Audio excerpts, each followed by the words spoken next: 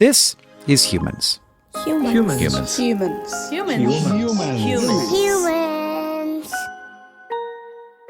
I'm Hank Green. I often think about how this show is a chance to take something that seems really like a background, normal part of our lives, like social media or math or stand-up comedy, and then zoom way into it or way out from it so that we can see how super weird that thing actually is. But there are some things that are actually the opposite of this. There are things that have been deemed super weird by our current world that are actually extremely normal when it comes to the history of humans or just the history of living things. So for a little while, everything on Earth was what's called an autotroph, something that makes its own energy from natural sources like the sun or chemicals around hydrothermal vents. But then there's the second thing that started to happen, organisms that get their energy by figuring out how to find, consume, and digest the autotrophs. And this is very normal. It's just how animals do it. We go out into the world and we either eat the plants or we eat the animals that ate the plants. Now, humans do this kind of foraging very rarely. Mostly we get our food by going to buildings that contain food that has been grown by humans specifically to send to the buildings so that we can get it from the buildings. And there's nothing inherently wrong with that. This keeps a lot of people fed. But all that food came from plants and animals that are descended from wild ancestors. And very importantly, not all of the food that we used to forage ended up in some form at the grocery store. Some of it is still out there, growing through sidewalk cracks, hanging over fences, carpeting the woods at the edge of town, completely edible, completely free, and almost completely invisible. Somewhere along the way, the single most normal behavior in the history of animals became weird for us. And my guest today has made it her life's work and one of the most joyful corners of the internet to make it normal again. Alexis Nikole Nelson, known to millions as Black Forager, is a James Beard award-winning food educator who has turned eating your lawn into must-watch entertainment for nearly 10 million followers across TikTok, Instagram, and YouTube. She first foraged at the age of 5 when her mom pointed out onion grass in the garden, and in 2020, she turned a lifetime of plant knowledge and a theater degree's worth of showmanship into one of the fastest-growing accounts on the internet. Her first cookbook, Happy Snacking Don't Die, comes out this September. I want to talk to her about how foraging became weird, who made it weird, and why, what it's like to ride an exploding algorithm into a life that you did not plan, and what happens to a person's brain the first time they realize the weed in the sidewalk is food. Alexis Nikole Nelson, thanks for coming on Humans. How did foraging get weird? Oh my gosh. Hank, what a wonderful opening question. Because, as you just mentioned, foraging, if you go back far enough in anyone's lineage, you're gonna find a forager. It's the reason we're all here. I mean, even when we were doing agriculture, we were still doing foraging. We were still doing foraging. It was not like we just swapped one day. Well, agriculture was definitely, I think, the first nail in the coffin. And for a while, it was the one nail in the coffin. People were still foraging. They just didn't need to as much. Yeah. Because instead, they had this really nice, pretty reliable, still have droughts, still have pests like locusts, but pretty reliable food source, which then you could just supplement with all of the cool wild things that you would find or trap or fish. Mm-hmm. But I like zooming in specifically on the 20th century because even here in the United States, you still saw foraging being a pretty important part of a lot of households day to day. Granted, a lot of people were moving into cities, so for those people, foraging was already on the decline. Mm-hmm. We saw a little uptick during World War II with rationing. Mm-hmm. A lot of folks were encouraged to try to rediscover wild weeds that were edible that they may have started to forget about. George Washington Carver's last published work was a pamphlet for the USDA to hand out to women across the country to supplement their victory gardens with foraging. Wow. So it was like the patriotic thing to do. Mm-hmm. But also it still kind of had the connotation of being something that poor people and people of color were doing more than anybody else. Like Black folks, especially in the American South, Indigenous folks all across North America, and a lot of poor folks, especially in like Appalachia and my neck of the woods, were still foraging. And a lot of people's livelihoods were still dependent on aspects of foraging, like the American chestnut, which is a whole other tragedy that we may not even have time to get into today. Mm-hmm. But after World War II, and with the rise of the American suburbs and the rise of this idea of keeping up with the Joneses, suddenly foraging became a very othered activity. It was something that went straight back to being so heavily associated with poverty that if you were trying to fit in a lot of these new ticky-tacky house, white picket fence communities, Sure. you couldn't be in the ditch going and gathering cattail hearts, or else like Martha down the street's going to gossip about you at the next like hot dish brunch or what have you. So it really is, I mean, as is so much, a status thing. Absolutely. Yeah. It was the cool thing to have like the refrigerator and to go to the grocery store to get all of these cool new processed foods for your family. And so it fell out of fashion, even within the communities that kind of had a stronghold on it, because those communities were already being othered. The last thing that you want to do is add a whole other reason for people to feel prejudiced towards you. Yeah. So, a lot of people just stopped doing it. Now, some things stood the test of time. My dad's family's from Mississippi. Harvesting pokeweed to make poke salad in the spring has still lasted through my dad's family. That was another early forageable that I learned about as a kid. But you definitely don't see folks going out and at any time during the growing season being like, aha, and it's lamb's quarters season, and I know exactly where it's growing. Yeah.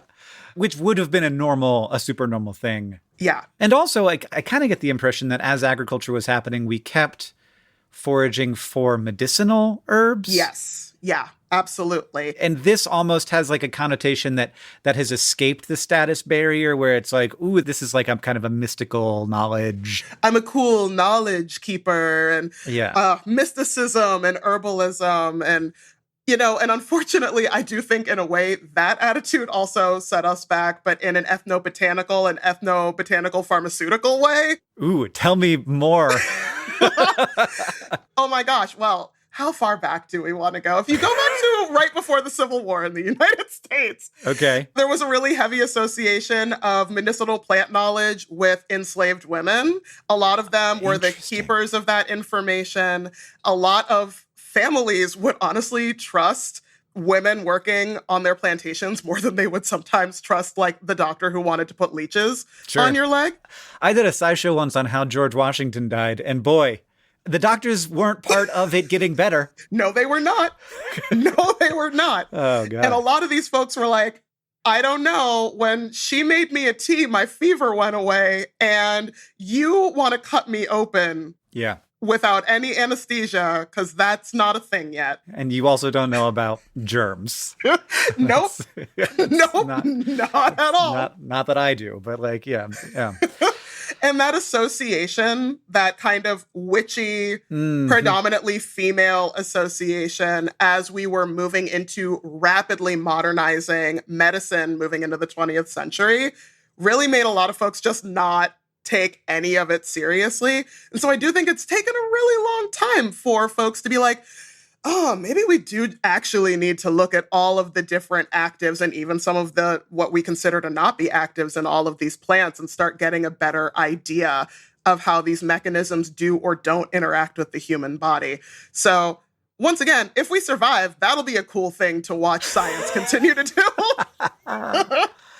Yeah, I mean, it's crazy. The medicine that I took for like my chemotherapy medicine, of the 4 main chemotherapies I took, 3 are directly derived from natural substances, 2 from bacteria, but 1 from a flower.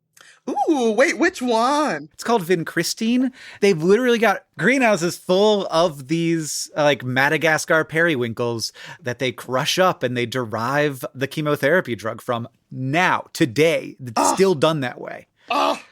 And then they put it in you, and it hurts you very badly. And it hurts you real bad, but it hurts the cancer worse. Way more, yeah. And that's the difference. That's the difference. But yeah, there is all of this very interesting knowledge. And I worked on this when I was in undergrad. I worked on a traditional Japanese herb that had immune modulation effects. Wait, which one, Hank? It was from pine bark. Really? Which pine species? Okay, we may not have time to get super detailed in this. I don't know if actually this is the Japanese one, but it was Pinus parviflora was what we were testing. Yeah. Oh, that's so cool. Plants are so cool. I say Pinus because I wouldn't want to say penis. No. Yeah, though it is tempting every time. Every time. The species Pinus strobus, I just want to say penis strobus every time because it just sounds silly to say. We have a good time here. So there was a different kind of othering that went along with the medicinal knowledge. Yeah. I hadn't really thought about this until I was prepping for this interview. But you're like a big advocate for nature and for natural food. And there's a really tight parallel between that and a different thing that sounds very similar, that it happens on the same platforms that you occupy. That leads people down to the raw milk and then to the avoiding vaccination and then, denying chemotherapy or denying other medical treatments. Oh, yeah. And I am very curious how you imagine your place on these platforms talking about natural food. I think in my mind, I see a literal slip and slide into an abyss. And that is my brain's manifestation of the crunchy to alt-right pipeline. Yeah. Which I think about all the time. Good. It's like, you don't need to go down that way. I'm like the single person in the Red Rover line sometimes in a conversation. Just sticking your hands out to the side. As far as they can possibly go. I will be strong for you, America. Because, in especially the foraging space, and, boy golly, especially if you want to talk about anything medicinally active in plants that a person can isolate on their own, it is so easy to have an interest in that, plus, and often, sometimes justified wariness or lack of understanding or sometimes distrust of people working in the sciences, and let those negative feelings overtake your curiosity and push you down the slip and slide into the abyss of science denial and medicine denial. Yeah. And part of that for me is having a lot of very honest and frank conversations with people who follow me, because I always want to understand where people are coming from. And I always want them to know that my conversations with them are never coming from a place of condescension or a place of shame. It's always like, hey, not a lot of us get the opportunity to become extraordinarily educated in some of these subjects. Sure. And that's okay. And that's how it's always going to be. But let's chat about where some of these fears are coming from, because sometimes they're from understandable places. And let's talk about how you can still maybe have some of those worries, but also have some trust in a lot of scientists, a lot of doctors, medical professionals who honestly just want to keep people healthy and make the world a better place. I always imagine it must just be really exhausting to be that worried about that many people. Wait, about that many people? What do you mean? So right now, I'm not sure when this is going to go live, but right now, right when we're recording, I just made a post talking about a really popular kind of myth going around about alpha-gal and Lyme disease and other tick-borne issues. And the thing that I think made me really sad was how many people who were very vocal in the comments are just like, well, I don't trust anybody at the CDC or anyone in the government or anyone who works in a standard medical facility. I'm like, dang, that's a lot of people who are working really hard to not trust, to make the world a better place, to not trust. Yeah. I saw somebody criticizing me on social media yesterday, and they were saying, Hank Green's the kind of guy who thinks that doctors are good people who are trying to help. And I was like, and you're like, yes. I am. You got me. Figured it out. Literally, yes, I am alive because yes. Anyway, you're not critical of the systems of our world, you Oh, know? no, we have plenty of reasons to be critical of a lot of systems. But I do feel as if that stuff travels so much further and so much more easily that even criticisms that are not very good or, that are not nuanced or just are made up can travel just as far. And that really does just make trust disappear. And trust is, if you study human societies, trust is it. Yeah. We can't do it without trust. It's the thing that's kind of binding us all together. It's why religion be important, because it helped people have system they can trust. Yeah. Throughout whole society. And then beyond that, you have that sort of national story of the nation together, which I like.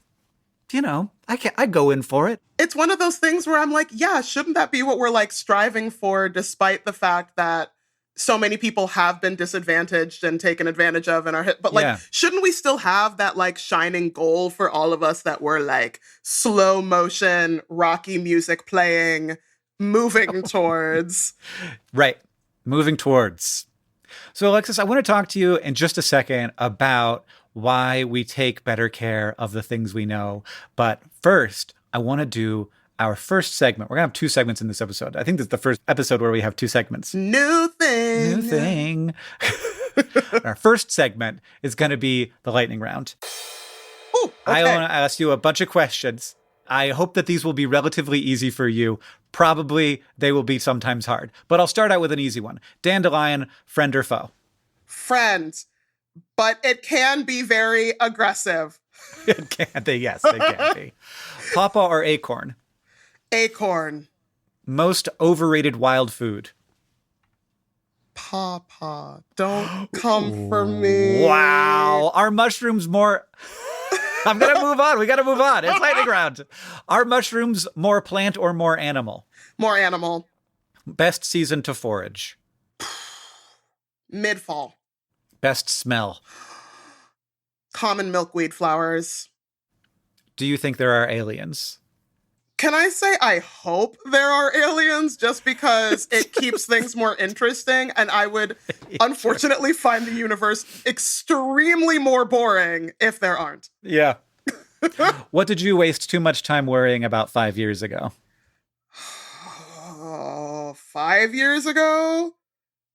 My views on TikTok.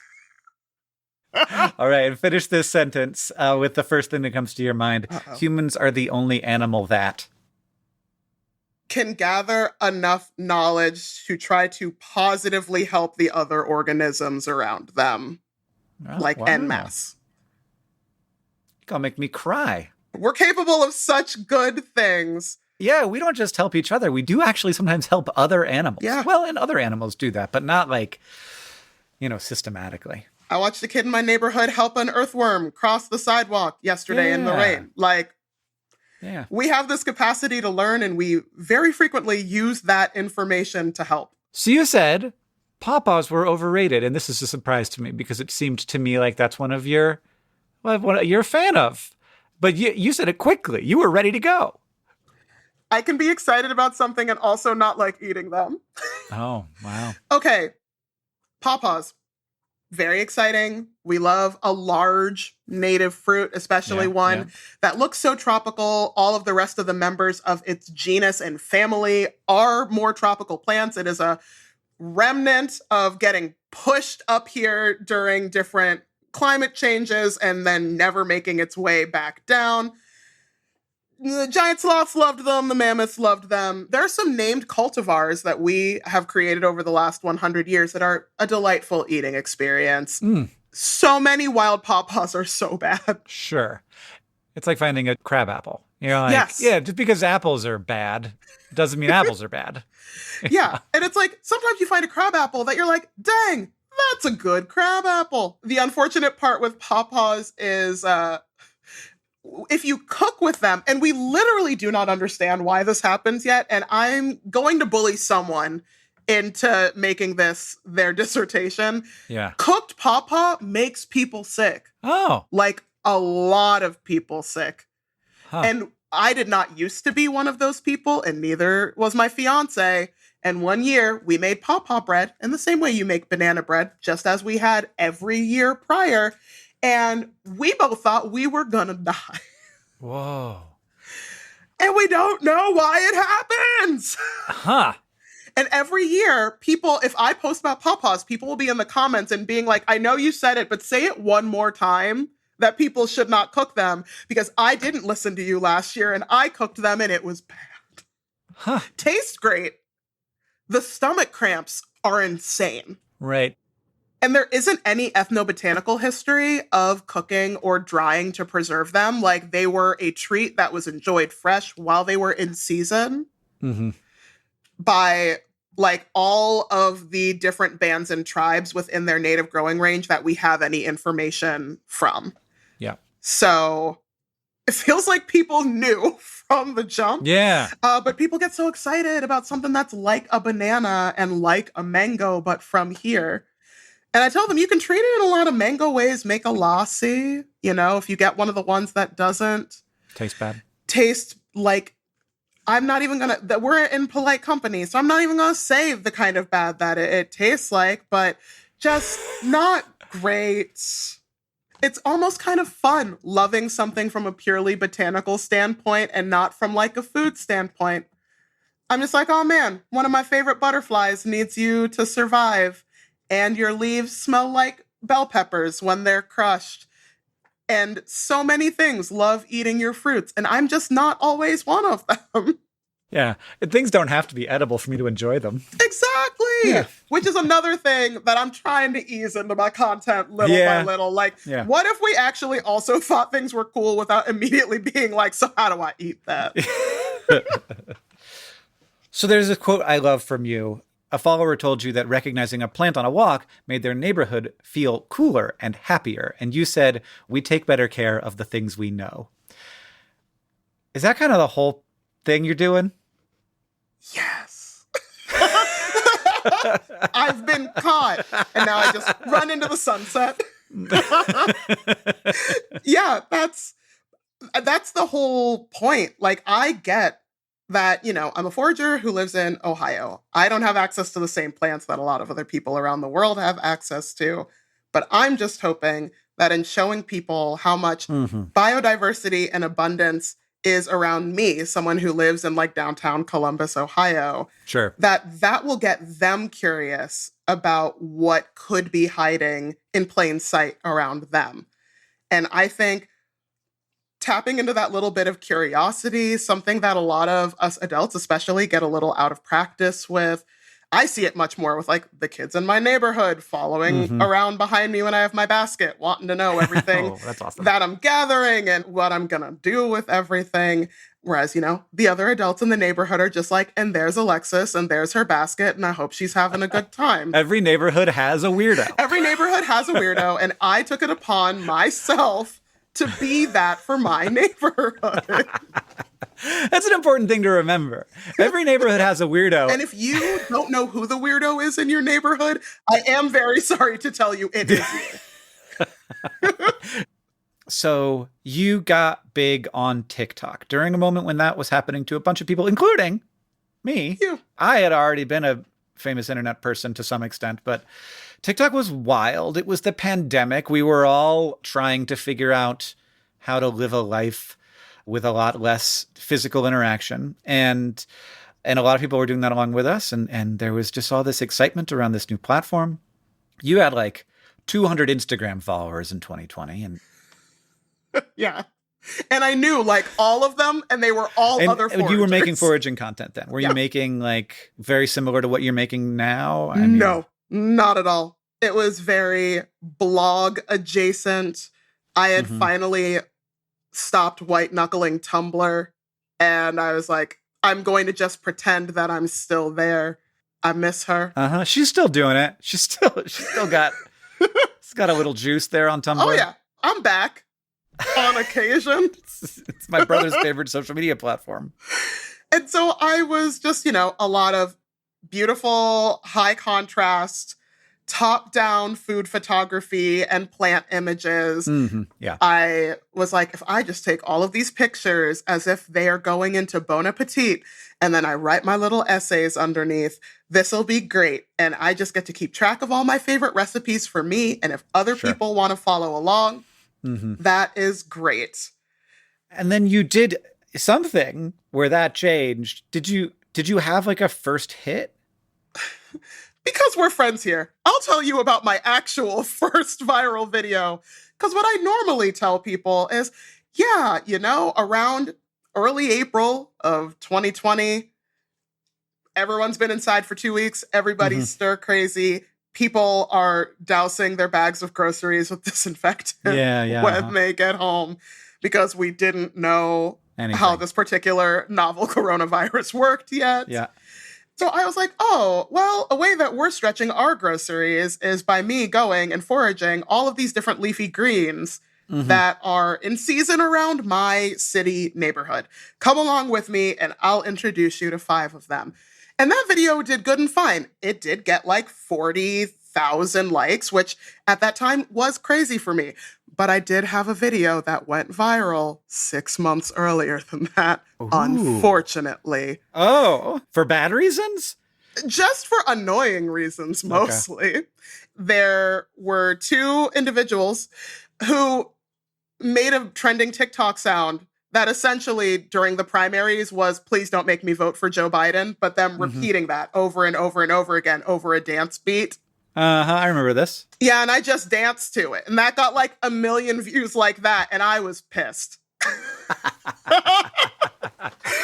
And I still had to vote for him, so it wasn't even worth anything.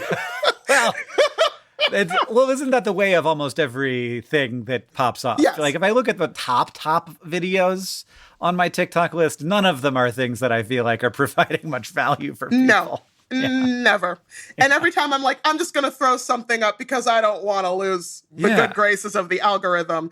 And it takes me 5 seconds to put it together. Yep. The algorithm's like, oh, this yum, yum, yum, yum, yum, delicious. I saw one of these from you just today or yesterday, which was somebody better do something about this climate change thing or I'm going to give the Lorax a gun. And I'm like, that's what you need if you're going to get 2 million views. You got to do that. Unfortunately. And I'm like, but it can't always be this. It's so interesting to me because you and I both are trying to do both of the things. Like we're trying to capture the attention. Like, of course we are. And we're trying to, once we have it, do good things with it. And I think that like, in terms of the bulk of the views in aggregate, most of my content is doing good work. But in terms of the ones that go the farthest, that reach the most people, those are never the ones that are doing good work. Maybe very occasionally. And it makes me a little big sad. I get big sad in the back of my head for just a second because I'm like, oh yeah, that is what this application is prioritizing. Oof. Yeah. It's kind of what people want, but it's what people want in the most like the same way that I want a peanut M&M instead of a peanut, Exactly. Yeah. Just the most base part of yourself that's just like, me need calories and me need not boredom, please. Yeah. Me need not boredom. I think about the information environment through the food metaphor often. Same here. Very frequently. Yeah, like we have these ultra processed foods and the real problem isn't so much what they're made of, it's how like much you want to eat them. Exactly. And how they're like designed to make you keep eating them. Yes. And that's what the information environment is like, where it's like we've created like ultra processed, hyper salient information. Yeah. I love that we're starting to use the phrase hyper palatable foods instead of like ultra processed, because that's really what it is. And people don't want to hear that though. They want to think that there's like some chemical that got put in the food that we can take out. The chemical is the problem. Exactly. But the problem is that it tastes too good. It tastes too good. It tastes too good. And like, listen, I am a forager. I probably eat a lot more roughage than the average American, but I also ate a brown sugar cinnamon Pop-Tart this morning because I was craving one, and I have been for the last week. That was gotta be one of my lightning round questions was what's a food that you recently ate that would make your audience gasp? That So we got the answer to that anyway. one. Oh, man. Hyperpalatable foods. I'm not surprised that you ended up on this very similar metaphor, but it's weird to be engaging in it. Yeah. And also your like first viral video kind of being this, vacuous attention object, just attention holding object for a brief period of time before you move on to the next attention holding object. Yeah. Do you sometimes feel like the attention is a goal in itself? That can happen to me. I love attention. Did stand-up comedy. Theater kid. Theater kid. Yeah. Love a little spotlight. Mm-hmm. Love some little eyes on me with approving glances. Yep. But also, I had been working in corporate marketing before just completely transitioning into doing my own content, working on my cookbook, et cetera, et cetera. So I was kind of getting this view every single day, this constant feedback loop of just purely attention grabbing content versus content that's actually trying to tell some story, or in the case of when you work in corporate marketing, trying to tell a story to hope that people buy the thing that people at your company have spent so much time trying to make and get them to buy. And I do think that sometimes my goal is attention because in that space, I saw the importance of having to punctuate all of these story posts with an attention grabber. Mm-hmm. When I was like doing the weird marketing summit circuit, I would talk to people in terms of audience builders and community retainers. Oh boy, this is so great that we independently arrived on this same thing. It's one of the biggest pieces of advice I ever give to creators is I'm looking at your channel and the only thing you're doing is building audience. The only thing you're doing is trying to get views. If you think that a video where you try and deepen your relationship with your audience is a failure because it doesn't get as many views, you are going to fail. Exactly. And maybe not fail in an immediate sense. You won't have the lifespan. It's so hard. I think you burn out faster when that's the only metric that you're chasing on social. Yeah, you want to feel some obligation to the people. You want to actually have that connection there. Exactly. You want to feel like you've built this group of folks that you can have productive, enlightening, and inspiring conversations with. But you are also trying to make that little group bigger. So absolutely, give the Lorax a gun. I was like, well, that's going to lasso in a couple thousand more people across the channels. Yeah, going to get 1 million views and 1/1000th of them are going to become people who are interested in what I'm doing. Exactly. And like, that's the saddest marketing funnel that you could ever imagine. But that's what we're dealing with. That's what we're doing. It's the name of the game.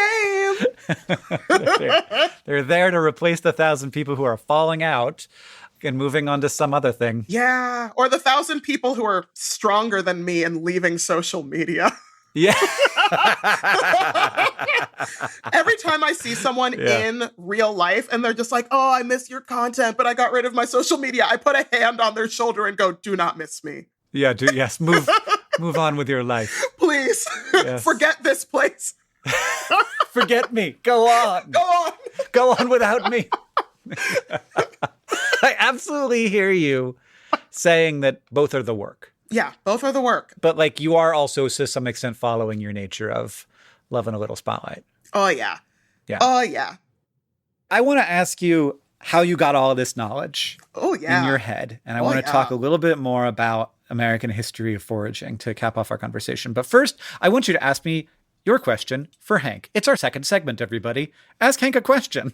Ask Hank a question. So, my question for you, as another content creator talking to someone who has created not only a lot of content, but also a lot of company around a lot of that content. How do you start and maintain a company without accidentally ruining it. I just hired my first employee. Shout out to Lexi. I'm scared. What are you afraid of ruining? My interpersonal relationship with my friend who works for me now. With Lexi. Yeah. This is always hard. Yeah. I don't know. I could trip and fall and mess up a tax form, and then the IRS will steal me in the night. Okay. Well, they'll fine you, as far as I can tell. That's what happens. I've paid some IRS fines. What if I'm a bad boss? Yeah. So basically, what you're asking is how be good boss. How be good boss? You know, I have worked very closely with close friends. I've hired and worked with close friends. I've hired and worked with people who I know because they were fans, which is even more fraught, and you have to be even more careful with. That is the thing I'm the most afraid of. Yeah, definitely do. Like Peyton, who manages all of my social media, started as like Peyton. I love Peyton. Yeah, we ate pizza together in Maine. Love Peyton. She was like in my Twitter mentions for years before I met her first in real life. And so figuring that out, really, it's about communication, and it's about honest communication, you know, and that's the hard part. It's hard with friends. It's hard with not friends. It's hard because you and I both, and also most creators, got into it because we want to be liked. And that means that you'll put off the hard decisions for too long. You'll put off the hard conversations for too long. And I've done that a million times, and I'm still not as good at it as I should be. But that's the thing. That's like 100% the thing, because you know that you're trying. You know that your staff is trying. Like nobody on a small team is just sort of like punching card and not doing any work. You know? Yeah. Like everybody's trying. And so in that situation where it's really small, and this is much different than if you've got like a 80 or 200 person organization, and like there's you don't have to think about that yet. There's time if you're going to someday, and I don't suggest you do, but like if it ever happens to happen, you'll have time to figure that out. But for right now, it's really about everybody being on the same page all the time. And that's much easier when you're talking about fewer than 5 people. That's the sort of group where you can really all be on the same page all the time. And you don't have to start building structures around being on the same page. So instead of structure, what you have is honesty and openness. Such a good answer. It's not the magic wand answer that I was maybe hoping for. No, but it makes so much stuff better. Because as we were saying earlier, it's all based on trust. Everything's trust. Yeah. Oh, it's almost like good things are work. It's almost like good things are work. Right. But I will say the process of building a organization is also creative work. It is not just the sort of boring structure stuff that you think of when you think of business school. You're always trying to figure out some problem, and the solutions are often non-obvious. You mean I'm not going to turn into an Excel spreadsheet when I fill out my first 1099? You should get good at spreadsheets because they are one of the most amazing tools that humans have ever created. That's why I hired Lexi. Lexi knows all the codes and all of the secret words to whisper to Excel. I don't. I'm scared. All right. You hosted Crash Course Botany for Complexly. You have won awards for your science communication. Somehow. I don't actually know why you know these things. Who are you? Who are you? How did you learn this stuff? Is there... I just open my head and it's just a computer the whole time. Yeah. Okay. So I guess my weird kid origin story is from a very young age. The hobby that I shared with my mother was plants. Whether it was the plants that she was putting purposefully into our yard when I was growing up, or the weeds that were coming up and me learning them as we were pulling them alongside each other. As I got older, me and my mom would take walks around the neighborhood on nice evenings, and she would quiz me on the species of plants growing in our neighbors' yards. Cool. Much in the same way as when you start a child really early on a musical instrument, or start a child really early in dual languages, you form a lot of pathways and recognize a lot of patterns that other people might not or like may not recognize as quickly. Mm-hmm. And I do have to contend with this frequently. I will frequently gut check things with my fiance and be like, if I describe the plant like this, is that enough information for you? I mean, every science communicator I know who has a partner, and also many comedians I know who have partners, their partner is the sounding board.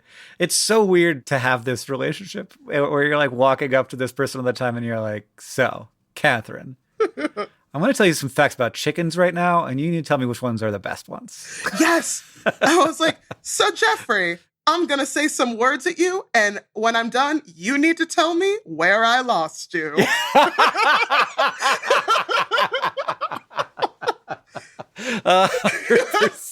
Yeah. And he's wonderful about that. Yeah. And so for me, I think I had the foundations laid by my mother inadvertently. I think for her, she was just like, well, I know the thing that me and this small child have in common, and we are on a long walk. She also had a ton of books on plants in our house, mostly on ones that you would have in gardens, garden variety plants. We had a couple books on a bunch of different rows, species, and varieties. And I just inhaled all of those books by the time I was like 12 or 13 years old. And what's really great about that is once you learn a certain amount of plant families, you kind of have a cheat code to go about anywhere else in the world and be like, I see all of these tells for this plant family and this plant. So I already know a little bit about you, and it will not be hard for me to go and find more information about you. And that helps a lot, both with knowledge acquisition and keeping it all filed away in little organized cabinets up in ye old noggin.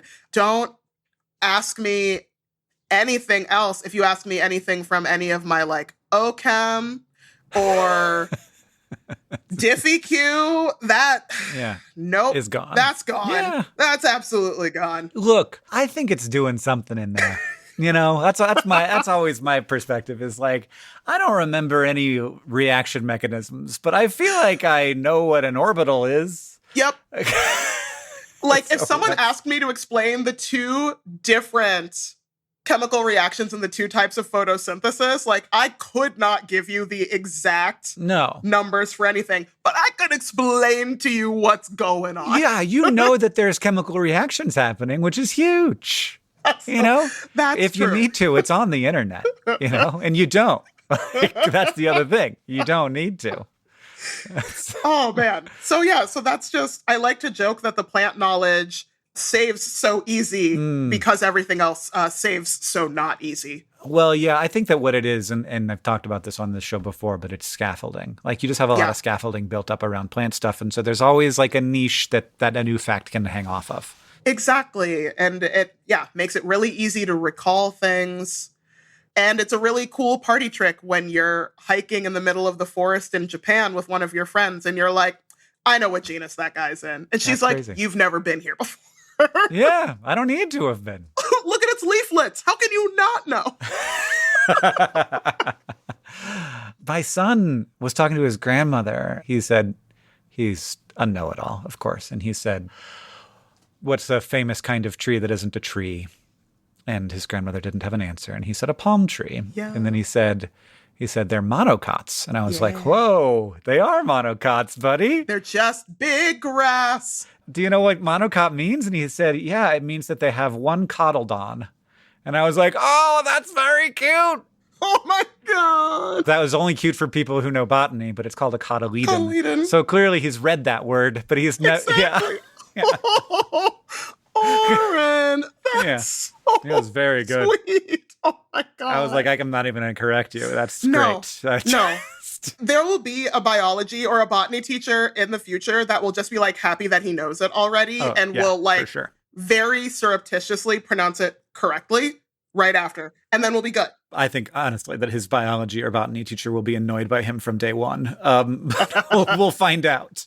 We'll find out. We really need to, in the Green household, be very clear about the words "well, actually," which is, But it's when so you're fun 9, sometimes, Hank. he doesn't know. But I'm like, we have a family reputation to keep intact here. Okay. So we were talking at the top about the sort of status that became tied with not foraging, and the Yeah. lack of status that became tied with foraging, whether that was people of color, formerly enslaved people, or just people in poverty. And this all makes sense. You know, it sucks and it feels like a thing that would happen. Interestingly, it now seems like foraging is kind of like a cute little fun thing Oh, yeah. that like wealthier white people do. Like sort of, I Oh, wouldn't yeah. say, I don't know if I want to say wealthy. But I do want to say higher status. Yeah. A lot of people with an elevated socioeconomic status now seem to like partaking in foraging. Which is nothing wrong with it. They like paying a lot of money to go to restaurants that partook in the foraging for you. And a lot of that, I honestly think that a lot of that comes back to this kind of commodification of access to wild spaces and who has access to wild spaces, Yeah. who gets in trouble when they are doing things they maybe shouldn't be doing on public Yeah. land, because a lot of times people of color, It's not okay for some folks, and it kind of is for some.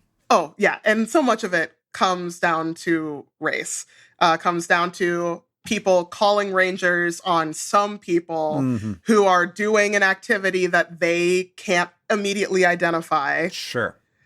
Versus this kind of inherent trustworthiness that a lot of people, especially people in outdoor spaces, tend to give to people who quote unquote look like they belong there. Yeah. Yeah. So now it's become cool and neat. And also, because a lot of places technically do not allow you to forage, the people who can forage are frequently people who own land or have family members or friends who are also landowners. And that, here in the United States, especially at this point in time, comes with a degree of socioeconomic status that many people do not have. Yeah, I don't know if you've ever done this, but I was in England visiting my mom's friend who was like the exchange student when she was growing up in her house. And so like it's really cool. And they have a house that's like in the south of England. We like went for a walk and I was like, whose land is this? And she was like, oh, that guy's. And I was like, but like we didn't go through a gate. This isn't public land. And she's like, we don't do that in England. You can walk on any farm you want to. Oh, yeah. All the free to roam countries. How does it feel to be living my dream? I was like, that's very weird. We're not like that at all. What was different about us? Why did we go down this other road where we decided to say, no, we can't have people just walking around anywhere? What a great question. You want to dive in? I can make a guess. I would actually love to hear your guess first, because I'm so sure that you were going to hit a bunch of the nails on the head. Yeah, so here's a thing I know as a Montanan. We have really good and lax voting laws. So it's very easy to vote in Montana. And I did this series called How to Vote in Every State, and I kept finding that there were all these states that were nothing like that. And I was like, well, what's different about Montana? And I was like, well, we're pretty rural, so like it's harder to get to the polling place for a lot of Montanans. And so it makes sense that we would do that. And then I found some other rural places like that like it was still quite hard to vote. And I was like, what's different about these places? And it was all places where there were more Black people. Yeah. Yeah. And so we're just making it harder on everyone because we're scared to enfranchise Black people. Yep. So that makes me think that there's something similar going on there, where like England was a more sort of culturally homogenous place. It was able to have sort of a more high trust vibe around people just walking on other people's lands because everybody kind of looks like the default and looks like they kind of belong there. You really hit the nail right on the head. In fact, Yeah. when the United States was originally formed, one thing that a lot of founding fathers expressed a lot of frustration with was restriction of access to land that specifically belonged to the crown. So upon starting the new colonies, they were like, we are not going to do that. Like, trespass on public property is not going to be a criminal offense. People can do what they want. And the US was that way until immediately after slavery. Mm-hmm. And what you find, starting in South Carolina and then expanding outwards until it covered the rest of the country, were lawmakers. And like these are in minutes from a lot of their congressional meetings, Sure. saying, okay, so we still need people to be working on all of these plantations. Unfortunately, because we took bad care of them, they didn't say unfortunately, but unfortunately, because they took bad care of them, Sure. those people usually had at least a passable knowledge of foraging, trapping, and hunting within that area. So suddenly, you had a group of people that were relatively good at being self-sufficient because they had to be. Mm-hmm. And so it was very hard to convince Black folks to come back to plantations as sharecroppers. And the way that they figured in South Carolina first to stop this was to cut off people of color from being able to forage on land that wasn't theirs. They made trespass a criminal offense instead of just possibly a civil one at worst. Mm-hmm. And so suddenly you were having to make this decision about whether or not going and, say, catching a trout in the same stream that you've been catching trout in for the last 10 years that happens to run through the property that belonged to the person you used to belong to. Mm-hmm. You have to determine if being in jail for a number of days and really not being able to take care of your family that way was worth the risk of going and having access to that food. So very quickly that worked, and it spread throughout the rest of the American South. Also during the Great Migration, as a lot of Northerners were also feeling racist, but in different ways. Yeah. Those laws spread up here too. You pair that with the, advent of sundown towns and this loss within the Black community of feeling especially safe in rural outdoor spaces, and bada bing, bada boom, you have disenfranchised a lot of people of color from wanting to do this activity. And suddenly, it's a cool thing now for often white, often wealthy landowners to be able to participate in. Because whether or not they think it is this, it is a little bit of like a flaunt of wealth and access. Right. It's not necessarily how they're thinking of it. It's just like now it has, we've moved past the part where we had this negative status tied to it. And it's like, well, wouldn't this be like a lovely thing to do? And yeah, in many ways it is a lovely thing to do. It just has context that we should also be aware of. And it would just be lovely if everybody got to do it. Yeah. Like, I love that a lot of our national parks honestly have much more lax foraging rules than I think a lot of people expect them to. I was just in Glacier last summer. We were there during peak berry season. Oh, yeah. It is crazy how many pounds of berries you are allowed to gather for personal use every day. Yeah. The farmer's market in Missoula, it's like full of 5-pound bags of huckleberries. Yeah. All of those bags are foraged. Y'all love huckleberries out in Montana. And I get it. They are very good. Yeah. I mean, what a great word, even. Huckleberry? Really ugh. I wish they tasted, honestly, as good as they sound. I know.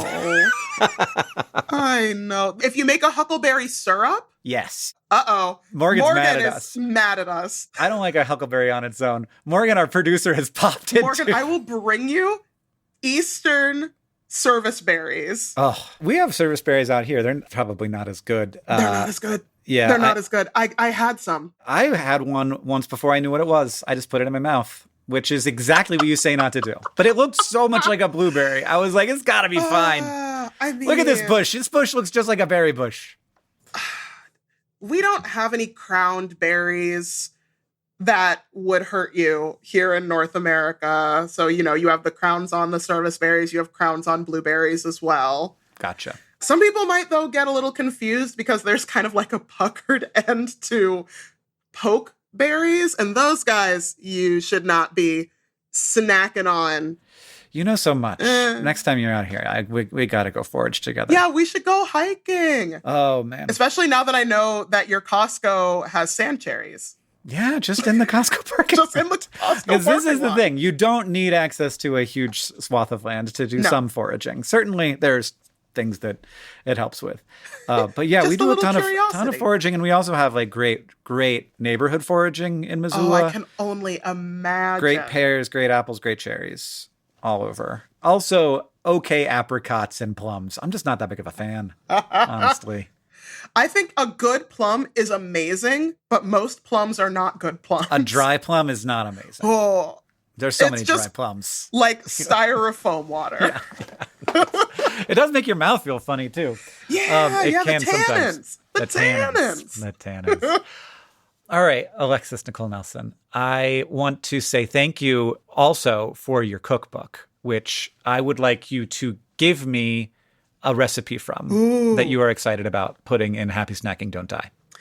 Well, since we're talking about service berries, I would say that the service berry hand pies are one of my favorites to make and to eat because I love a quick and easy pie dough. Oh yeah. And I love a Yeah. hand pie, just a little guy you can take on the go. I got a cherry tree that is producing like crazy now. You could easily adapt the recipe to Yeah. use cherries Yeah. instead.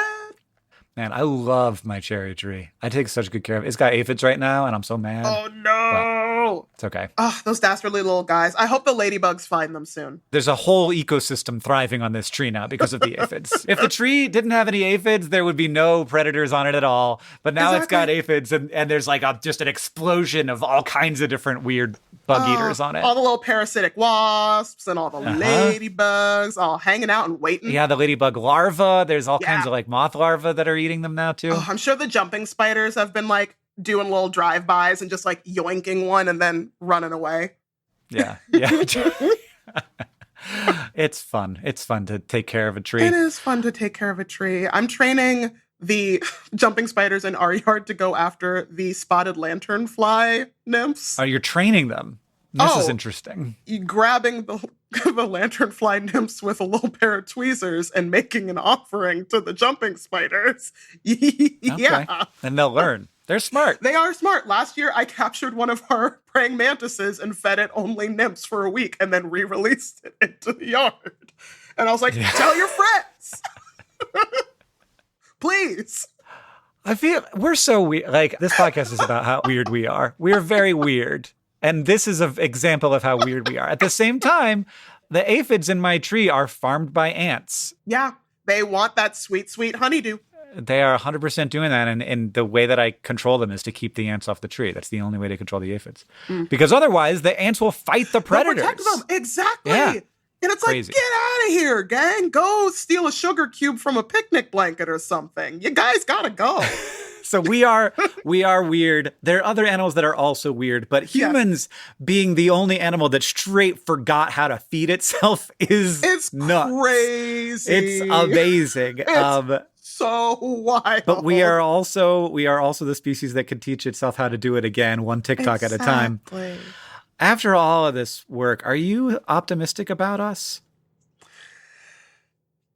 Yes, but maybe not as optimistic as I was before I was a content creator. Aw, yeah. I think I've always been very hopeful about the human race and our propensity to recognize problems and try our darndest to understand them and fix them.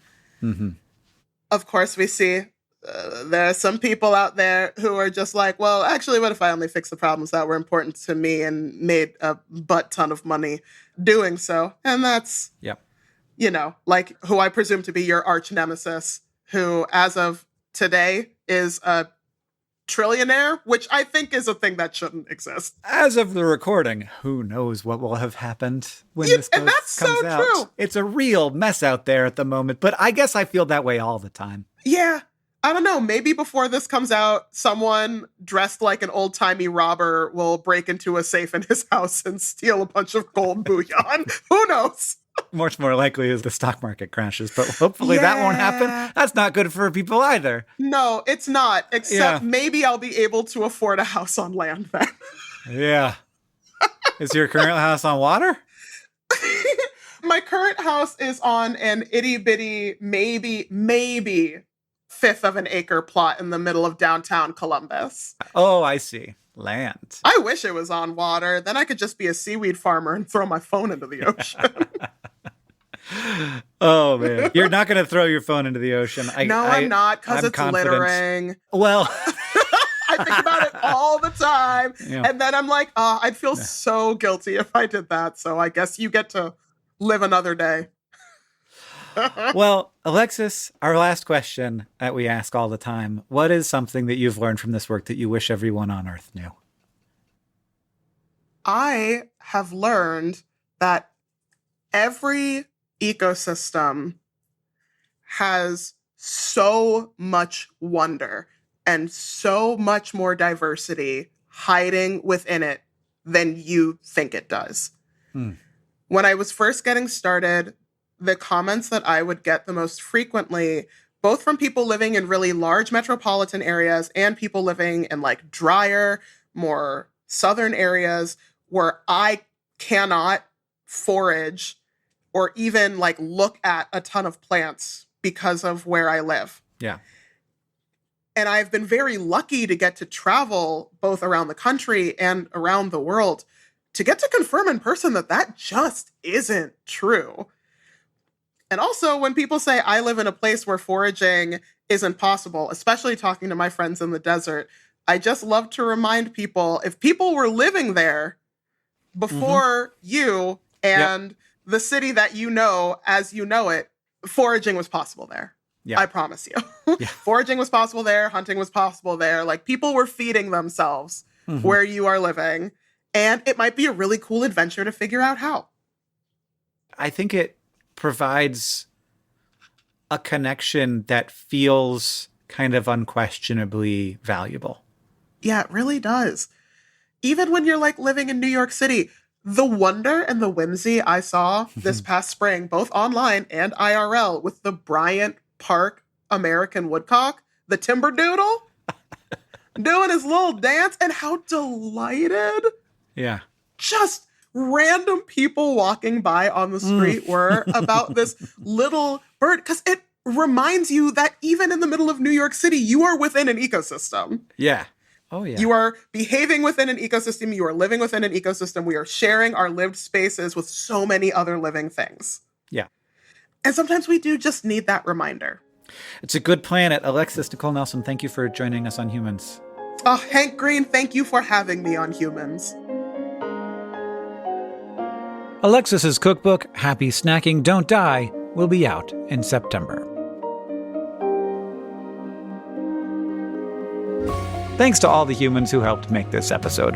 Morgan Levy is the show's supervising producer, and Greg Rippin is our engineer.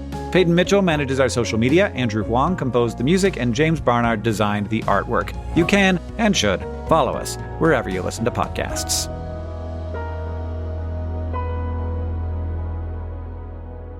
Let's do it one more time. Humans.